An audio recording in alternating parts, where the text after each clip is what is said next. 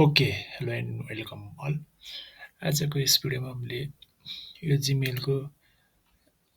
Gmail signature अथवा email signature चाहिँ कसरी डिलिट गर्ने भनेर सिक्न जाँदैछौँ। जस्तो हामीले यो इमेलमा लास्टमा हामीले यो बेस्ट रिगार्ड्स भनेर हामीले यसरी यो हाम्रो इमेल सिग्नेचर बनाएको हुन्छौँ। यो कुनै पनि अर्गनाइजेसनको अथवा कुनै आफ्नो पर्सनल जिमेल सिग्नेचर बनाएको हुन्छ यसरी।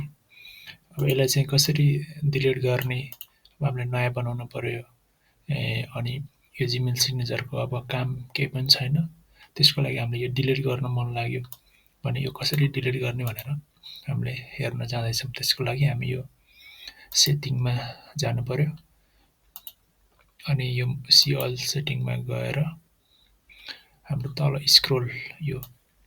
स्क्रोल गरेपछि हाम्रो तल यो यहाँनिर हुन्छ यो यसमा यो डिलिट भन्ने हुन्छ। यसमा क्लिक गऱ्यो भने हामीले यसलाई करेक्सन गर्न सक्यो, नामहरू चेन्ज गर्ने अनि यसबाट नयाँ बनाउन पनि सकियो। अनि यसलाई डिलिट गर्नु पर्यो भने यो डिलिट बटनमा क्लिक गर्ने, डिलिट गर्ने, त्यसपछि हाम्रो जिमेल सिग्नेचर डिलिट भयो। Thank you for watching.